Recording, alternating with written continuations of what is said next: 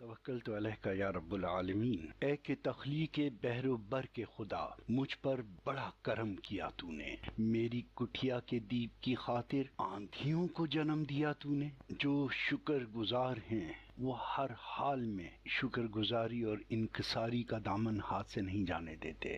کچھ میں تو ہو گئی پلڑیا، کچھ تو منت نال جان دے۔ پنجابی کی ایک کہاوت ہے، جھگڑا تے شورا جنا چاہو ڈالو۔ جب آپ اپنی عقل کو، اپنے ضمیر کو، اپنی سینس آف جسٹس کو جذبات کے حوالے کر دیتے ہیں، تب آپ سے نہ تو انصاف ہو سکتا ہے اور نہ ہی آپ کسی چیز کا کوئی تجزیہ کر سکتے ہیں۔ یہ خاصا مشکل ہوتا ہے۔ مردوں اور عورتوں میں اس کا امتزاج بہت زیادہ اور بہت واضح نظر آتا ہے۔ ایک چھوٹی سی مثال، اگر ایک روڈ پر ایکسیڈنٹ ہوا اور میاں بیوی نے دیکھا تو دونوں کا بیان کچھ اس طرح سے ہوگا۔ شوہر کہے گا وہ جی اس طرف سے ایک اسکوٹر آ رہا تھا، میرا خیال ہے 35-40 کی سپیڈ پر ہوگا، اور ادھر سے جو گاڑی جا رہی تھی وہ بھی تقریباً 50-55 سے تو کم نہیں ہوگی، تو ادھر اس نے کٹ مارا ہے موڑ کے پاس، اسکوٹر والے نے بریک ماری ہے، پہیا وہ سلپ کر گیا اور آ کے اس گاڑی میں لگا ہے۔ عورت سے پوچھیں، وہ کہے گی کہ ہم لوگ جا رہے تھے سودا لینے کے لیے، میں بڑے دنوں سے ان سے ضد کر رہی تھی کہ آپ بھی میرے ساتھ چلو، آپ بھی میرے ساتھ چلو، لیکن یہ کبھی میری سنتے ہی نہیں ہیں۔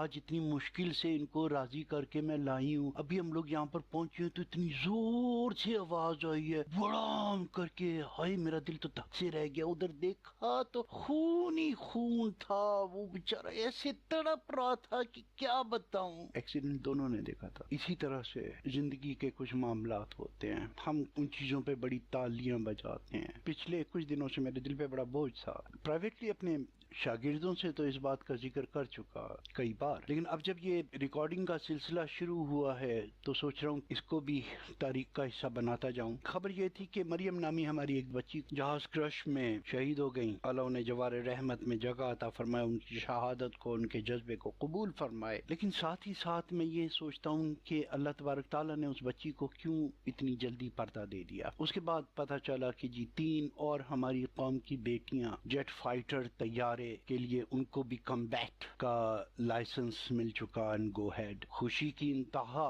یا جذبات کو ورغلانے والی خبر تب موصول ہوئی جب انڈین ٹیلی ویژن نے ان کے بارے میں رپورٹ دی کہ پاکستان پھر ایک دفعہ ساری دنیا کو مات دے گیا اور خاص کر بھارت کو مات دے گیا، اور یہ جیت پاکستان کو دلائی ہے پاکستان کی بیٹیوں نے۔ کیا آپ کے ذہن میں یہ بات ہے کہ کل کو اگر ایک فضائی اسالٹ کے درمیان یا دوران خدا نخواستہ اگر ان میں سے کسی بچی کا جہاز ہٹ ہو جاتا ہے دشمن کے علاقے میں، تو کیا وہ اس کو پتنگ کی طرح سے نہیں لوٹیں گے؟ تب آپ کی قومی غیرت کیا کہے گی؟ میرے لیے ان کے والدین کا یہ فیصلہ، ان کا اپنا یہ فیصلہ، ان تمام ممکنہ حادثات کے لیے ان کی رضامندی ہے۔ They must have thought every scenario, every possibilities۔ جس طرح سے وہ عافیہ صدیق، ان پر بات چیت کے دوران میں ایک بڑی اپنی عزیز ہستی کو کھو بیٹھا ہوں آلموسٹ، کیونکہ میرے بارے میں جو ان کے ذہن میں ایک نرم دل بچیوں اور بیٹیوں کے لیے ایک نرم گوشہ رکھنے والا شخص، وہ ایک دم ایسا نظر آیا کہ یہ CNN کا برین واشڈ بندہ ہے جس سے بات کی جا رہی ہے اس وقت، اس پروپیگنڈے کا شکار۔ کیوں پتلی دبلی لڑکی، وہ 3-4 سپاہیوں پہ کیسے حملہ کر دیا اس نے، اور یہ کر دیا اور وہ کر دیا، وہ جو بھی سیناریو اس کا عافیہ بی بی کا بتاتے ہیں، تو میں یہ سمجھانے میں ناکام رہا کہ بھائی یہ چیزیں عام پریس کے لیے ہیں، اور اس پر بظاہر ایسے الزامات اس لیے لگائے جا رہے ہیں کہ کل کو اگر انہیں اسے رہا کرنا پڑے تو اس کے بارے میں کچھ معلومات جو دبائی جا سکتی ہیں وہ دبا لی جائیں۔ ہم آپ سب جانتے ہیں اس کے بارے میں جو کچھ پڑھا ہے، اس میں صاف نظر آتا ہے کہ وہ ایک بہت ہی انعام یافتہ قسم کی کیمسٹ تھی، کیمسٹ کہنا چاہیے انہیں، اور انہوں نے کچھ ایسے فارمولے دریافت کیے ہیں جیسا کہ ان کے اوپر الزام بھی لگایا، عام قسم کے فرٹیلائزر سے ہی بم بنانے کی صلاحیت رکھتی ہیں، کیمیکلز ہوتے ہیں، اس سے انہیں بم بنانے میں مہارت ہے۔ لیکن یہ تو ایک بڑی چھوٹی سی معمولی سی بات ہے، ان کو اتنا خطرناک قرار دیا گیا ہے کہ اگر وہ آپ کے کچن میں چلی جائیں تو وہ وہاں سے ہی آپ کے یہ برتن دھونے والے ڈٹرجنٹ اور سوڈا اور ان چیزوں کو ملا کر وہ کیا کچھ بنا سکتی ہیں۔ وہ چلتی پھرتی بم کی فیکٹری ہے وہ خاتون. اگر پاکستان میں ہوتی تو آپ قدیر خان صاحب کی طرح سے یا ہمارے جو دوسرے لیجنڈز ہیں ان کی طرح سے ان کو ایک حفاظتی حصار میں رکھتے. آلموسٹ یہ لوگ حفاظتی گرفتاری میں زندگی گزارتے ہیں. عام لوگوں کے ساتھ ان کا اتنا وہ نہیں ہوتا، لیکن کیونکہ قومی ہیروز ہیں اس لیے انہیں ایک خاص حد تک خطرہ کم ہوتا ہے. لیکن ایک بندہ جس سرکاری طور پر اپنی ان چیزوں کا استعمال نہیں کیا، غیر سرکاری تنظیمیں، جہادی تنظیمیں یا کسی ایسے پلیٹ فارم سے ان چیزوں کا استعمال کیا، تو وہ تو اگر پاکستان میں بھی آئیں گی اور اگر ان کو اجازت دے دی گئی تو انتہائی قسم کی آلموسٹ نظر بندی کی حالت میں رہیں گی اگر حفاظتی گرفتاری میں نہ رہیں تو. کیونکہ آفٹر آل خطرہ صرف یہ نہیں ہے کہ اس نے بم بنایا ہوگا یا بم بنا سکتی ہے یا بم بنائے گی، بلکہ خطرہ یہ ہے کہ اس سے کوئی بھی شخص یہ معلومات ایکسٹریکٹ کر سکتا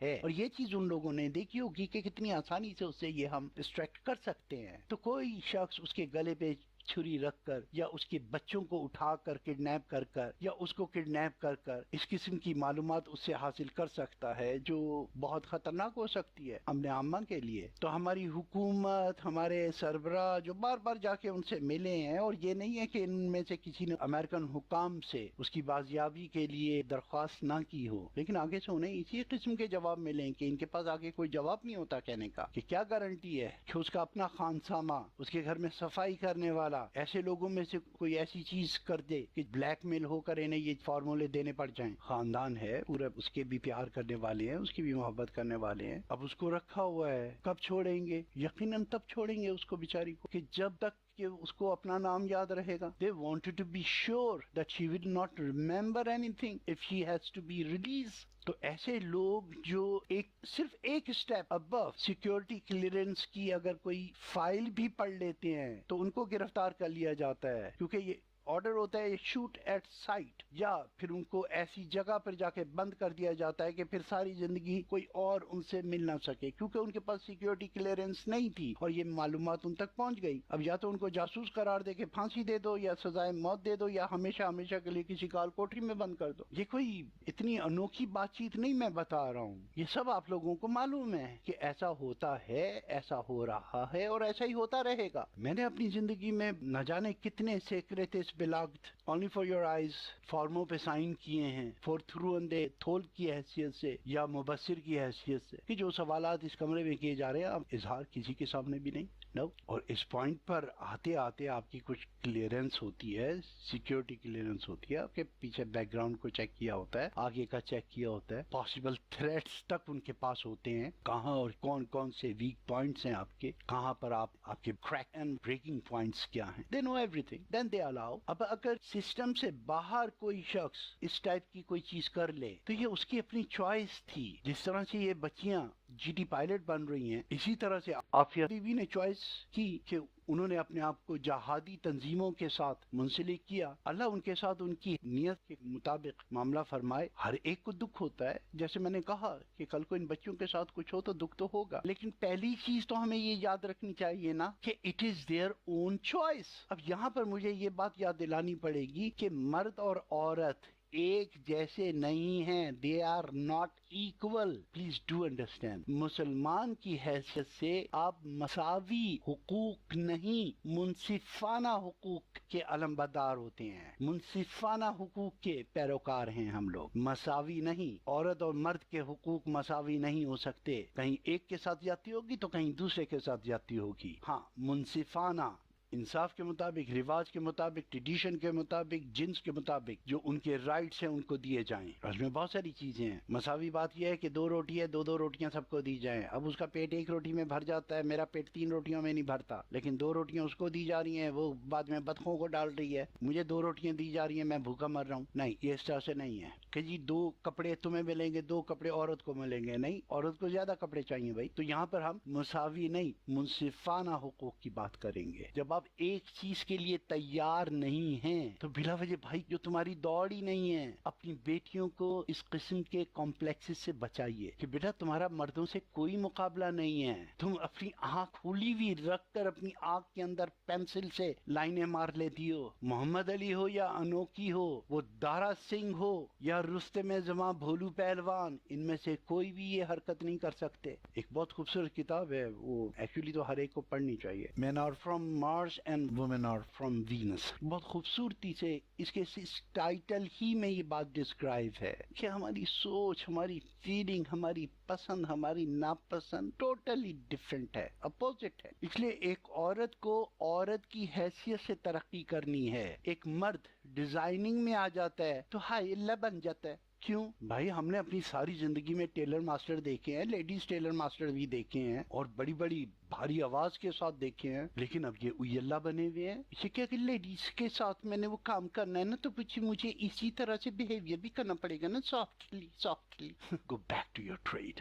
حضرت علی امیر المومنین، ان کا ایک قول ہے، فرماتے ہیں کہ مرد تین قسم کے ہوتے ہیں، مرد، نامرد، زنخواہ۔ زنخواہ وہ جس کی نہ اپنی کوئی رائے ہو اور نہ ہی وہ کسی سے مشورہ کرتا ہو، وہ ہے زنخواہ، زنانہ۔ نامرد وہ جو ان دو میں سے ایک بات کرتا ہو، لسن ویری کیئرفلی، یا تو صرف مشورے کرتا ہو، یعنی لائی لاگو، کانوں کا کچا، جس نے جو کہہ دیا وہ اسی پہ چل پڑا، اور یا پھر وہ کسی سے مشورہ نہ کرتا ہو، صرف اپنی چلاتا ہو، یعنی ڈکٹیٹرز۔ ان کو بھی نامرد قرار دیا گیا ہے کہ کسی کی نہیں مانتے، کسی کی نہیں سنتے، بس اپنی چلاتے ہیں۔ وہ سمجھتے ہیں یہ مردان کے نہیں، یہ نامرد ہیں۔ آپ نے فرمایا مرد وہ ہے جو خود بھی صاحب الرائے ہو اور مشورہ بھی کرتا ہو، وہ مرد ہے۔ اور یہاں داڑھی اور ساڑی کا کوئی فرق نہیں ہے۔ ہمیں تاریخ کے حوالے سے معلوم ہے محترمہ فاطمہ جناح کو مفتی اعظم نے یہ فتویٰ دیا تھا کہ وہ اس دور کی مرد ہیں اور انہیں الیکشن لڑنا جائز ہے، اسے کہ اس دور کے جتنے بھی داڑھی مونچھوں والے زنانے تھے، کسی کو ایوب خان صاحب کو للکارنے کی جرت نہیں ہوئی تھی۔ These are the historical facts. Peoples Party والوں نے بے نظیر صاحبہ کے لیے جا کر یہی فتویٰ لینے کی کوشش کی تو وہاں سے کیا جواب ملا کہ اس وقت ضیاء الحق کو للکارنے والے ہزاروں موجود ہیں، لہٰذا انہیں بیک سیٹ پر ہونا چاہیے۔ عورت کو اجازت ہے but with time and space. جب قوم ایسی حالت میں آ جائے کہ آپ کی بیٹیوں کو آگے آنا پڑ جائے تو اسلام اس سے بھی منع نہیں کرتا۔ ہماری تاریخ میں عورتوں کے سپرد بہت سے کام دیے گئے ہیں، مریضوں کی دیکھ بھال کا کام دیا گیا ہے، قیدیوں کی اوپر چوکیدار اور پہرے داری کا کام دیا گیا ہے، چھتوں پر بیٹھ کر چوکیدارے کا کام دیا گیا ہے کہ اوپر سے دیکھتی رہو، اگر کوئی ادھر نظر آئے تو شور مچا دو، آواز دے دو۔ تو یہ تمام سیناریو جب افرادی قوت کی ضرورت ہو اس کے لیے ہیں، نہ کہ صرف آپ ایک یونٹ کو دکھانے کے لیے قوم کی بیٹیوں کو ایسی حالت میں لے آئیں۔ آپ تصور کر سکتے ہیں کہ کل کو ہندوستان کے کسی گاؤں میں پیراشوٹ سے اتری ہوئی بچی کے ساتھ کیا کریں گے؟ اور آج کل تو یہ سیلفیاں بھی ہیں۔ یا آپ ان بچیوں سے یہ قسم لیں گے کہ بھئی آپ نے قوم کے نام پر حرام موت مرنا ہے، بیٹا تمہارے نصیب میں دشمن کی گولی تو ہے نہیں، یہ سینائڈ پل اپنے پاس رکھو، اپنی عزت بچانے کے لیے کھا لینا، تب بھی تمہارے جسم کی بے حرمتی کی جائے گی۔ Be aware, wake up, don't play with fire. جو تمہارا کام نہیں ہے وہ نہیں ہے۔ مجھے یہ سوال بہت کیا جاتا ہے، مرد کیوں 4 شادیاں کر سکتے ہیں؟ عورت کی گواہی کیوں عادی ہے؟ عورت کی وراثت کیوں عادی ہے؟ جب بھی کسی گروپ کو کسی مسجد کے لیے لے کے جاتا ہوں، مسجد کا ٹور کرانے کے لیے، تو یہی سوال ہوتے ہیں۔ اوکے ٹھیک، بلا وجہ کی ریپیٹیشن رہے گی، کسی کی تار کھڑکھڑا رہی، میرے کان میں صحیح آواز نہیں آ رہی۔ اوکے ڈیٹیل میں آ جاتا ہوں، ٹھیک ہے۔ ایک آدمی نے 1 لاکھ روپیہ چھوڑا وراثت میں اور اس کا ایک بیٹا اور 2 بیٹیاں تھیں۔ 50,000 بیٹے کو ملے، 25,000 دونوں بیٹیوں کو ملی۔ بظاہر بیٹیوں کے ساتھ زیادتی ہے وہ، لیکن ابھی جب میں اپنی بات ختم کروں گا تو انشاءاللہ آپ لوگ بھی ان تمام لوگوں کی طرح سے یہی کہیں گے کہ نہیں، واقعی لڑکے کے ساتھ زیادتی ہے۔ وہ اس طرح سے تم میں سے جو مردوں نے کمایا ان کا اور تم میں سے جو عورتوں نے کمایا ان کا، یہ اعمال سے متعلق ہے، جبکہ مردوں کو یہ کہا جا رہا ہے تم نے جو کمایا وہ تمہیں ان پہ خرچ کرنا ہے کہ ہم نے تمہیں ایک درجہ ان سے بڑا کیا۔ اب وہ ایک درجہ بڑا کیا تو مطلب یہ نہیں ہے، عام طور پہ لوگ کہتے ہیں جی شوہر کے طور پر ہے، کہ یہ بات صرف شوہر کے لیے ہے۔ مرد عورتوں پہ اقوام ہیں، زوجہ نہیں ہے، زوج نہیں ہے، مرد، رجال، نساء، عورت۔ اور اب ایک ذہن کو بھی ختم کر لیجئے ساتھ ساتھ کہ مرد اس لیے بڑے نہیں ہیں کہ وہ خرچ کرتے ہیں، وہ بڑے ہیں اس لیے خرچ کرتے ہیں۔ پلیز لسن می اگین، میں بیٹا سمجھا رہا ہوں، پلیز ڈونٹ انٹرپٹ. مجھے اندازہ ہے کیا سوال ابھی آپ کے ذہن میں آئیں گے، تو پہلے مجھے اس بات کو کلیئر کرنے دیں، ٹھیک ہے؟ اوکے. اگر دو بچے باہر جا رہے ہیں، ایک بڑا بھائی ہے ایک چھوٹا بھائی ہے، تو اگر چھوٹا بھائی بڑے بھائی کو پیسے دے دے تو کیا وہ بڑا ہو جائے گا؟ ایک بیوی اگر کمانے لگے تو کیا وہ بڑی ہو جائے گی؟ ایک بیٹی کمانے لگے گی تو کیا وہ ماں باپ سے بڑی ہو جائے گی؟ ایک بیٹا کمانے لگے گا تو کیا وہ اپنے ماں باپ سے بڑا ہو جائے گا؟ نہیں، بلکہ اگر دو بڑے بچے ہوں گے تو آپ اس کو کہیں گے دیکھو بیٹا چھوٹا بھائی رو رہا ہے، تم بڑے ہو، دے دو اپنا یہ لالی پاپ بھائی کو. ہے میرا بچہ، تم تو بڑے ہو نا، سمجھدار ہو، منہ کی سمجھ میں نہیں آتا کچھ، دے دے میرا بیٹا. کتنی مرتبہ آپ گھر میں یہ کرتے ہیں، کھلونے بچوں کو دلواتے ہیں بڑے سے چھوٹے کو. Simple is that. مرد بڑے ہیں اس لیے عورتوں پر خرچ کرتے ہیں، اور اس کے پیچھے واللہ عالم الثواب کیا وجوہات ہو سکتی ہیں، کتنی بڑی ہو سکتی ہیں. میں تو ایک انسان کی حیثیت سے جو مجھے دو چار چیزیں نظر آتی ہیں وہ یہ کہ ٹریڈیشنلی مرد از اے بریڈ ونر. وہ باہر جا کر لڑے جھگڑے، کھیتی باڑی کرے، شکار کرے، فوج میں جا کر کمائے، کہیں سے بھی کمائے. آج حالات ماڈرن ہو گئے ہیں، ٹھیک ہے، women participate into this, yet and اسلامی طور پر انہوں نے جو کمایا وہ صرف ان کا ہے. Let me rephrase this all but from the bottom of this issue. تو اس مرد کو جو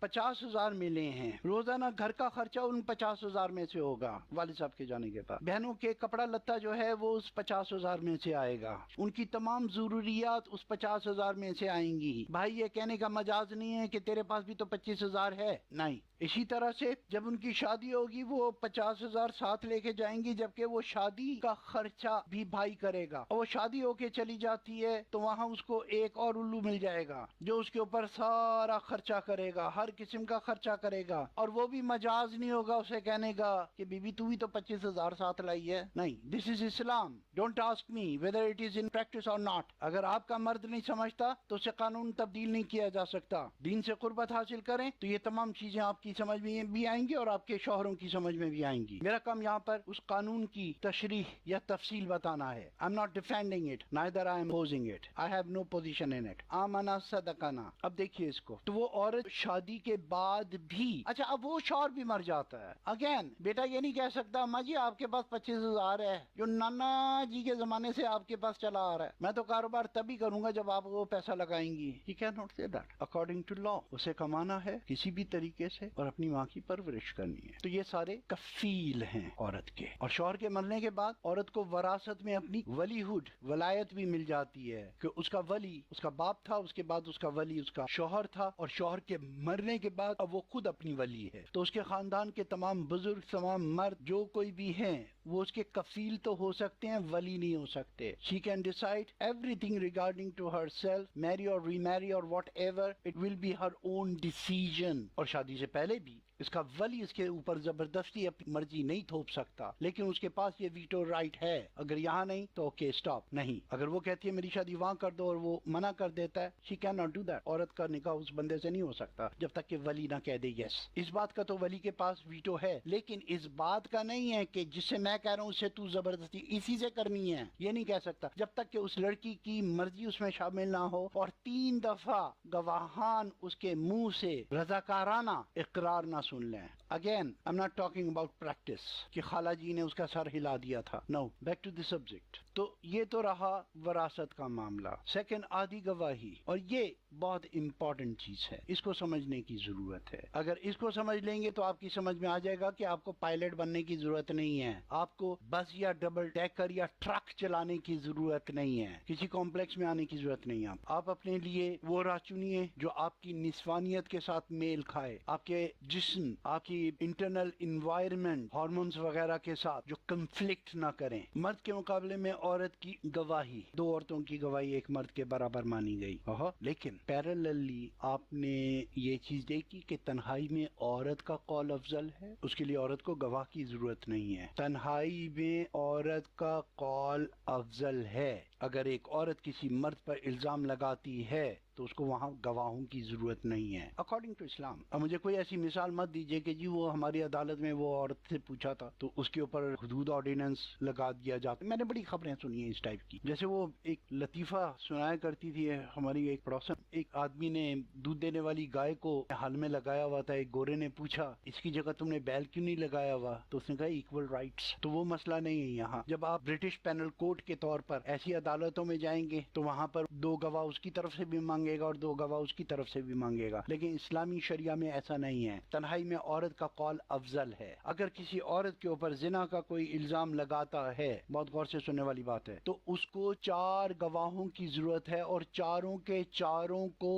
they have to، انہیں اس بات کی گواہی دینی ہے they saw them in act in a motion not in the still form. Okay جی، ہم نے ان کو ایک کمپرومائزنگ پوزیشن میں دیکھا تھا وداؤٹ کلوز. نہیں، وہ کمپرومائزنگ پوزیشن تھی. That was not act. Act mean you have to see the complete motions. اور اب ایک بڑا عجیب سا سوال میں کرنے لگا. جو 2 لوگ جرم کر رہے ہوں تو وہ تو ویسے ہی کانشیس ہوتے ہیں، بھول جائیں اس چیز کو. ایک فطرت ہے کہ جب آپ کپڑوں کے بغیر ہوں گے تو آپ کانشیس ہوں گے. اب ایک آدمی آیا، دوسرا آیا، تیسرا آیا، چوتھا آیا. یار یہ تو فلموں میں دیکھ چکے ہو نا کہ مرد پھڑک سے وہ بستر سے ادھر ہوتا ہے اور عورت کے ہاتھ میں چادر ہوتی ہے. تو آپ جب یہ سین دیکھ رہے ہیں تو اس میں عدالت کو کوئی ایک آدمی یہ نہیں کہہ سکتا کہ ہم نے ایکٹ میں دیکھا. ایک آدمی کہے گا جی میں نے اسے ایکٹ میں دیکھا. دوسرا آدمی آئے گا کہے گا جی وہ ہاں مرد علیحدہ تھا، وہ عورت علیحدہ تھی. تیسرا آئے گا وہ کہے گا جی مرد وہاں پہ کھڑا ہوا تھا. I have to describe this all. Sorry. You all are adults. کہ جی عورت وہ چادر میں چھپی ہوئی تھی. اسلام میں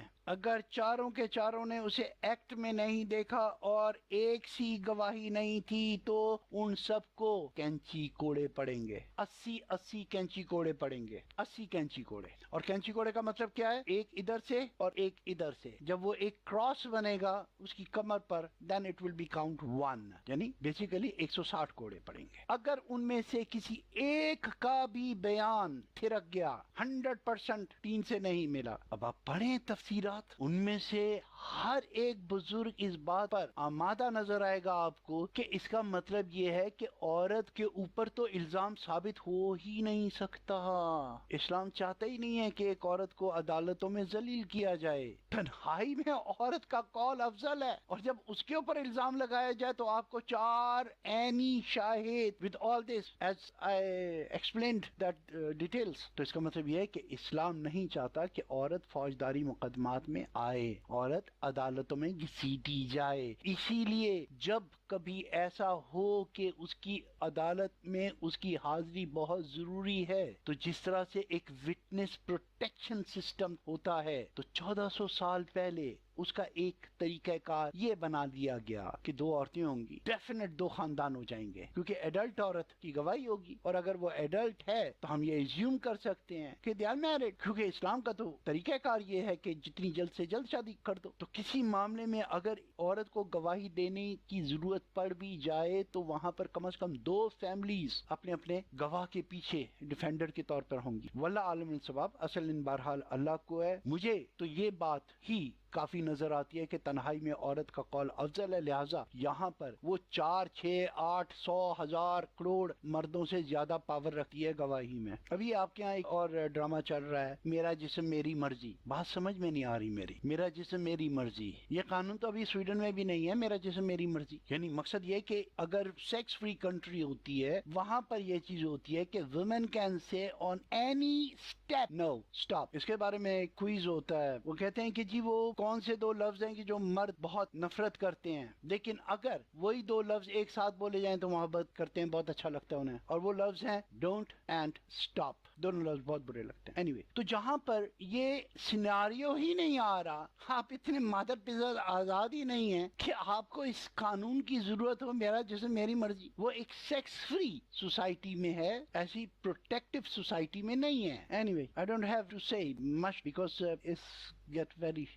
I don't like this subject. Anyway, تو قانون شہادت کے بارے میں بات ہو گئی، وراثت کے بارے میں بات ہو گئی. کسی بھی معاشرے میں کہیں بھی عورت پہ مرد کی دسترس کو عورت کا استحصال قرار دیا گیا ہے. عورت کو 4 شادیوں کی اجازت کیوں نہیں ہے؟ ایک استحصالی کافی نہیں ہے.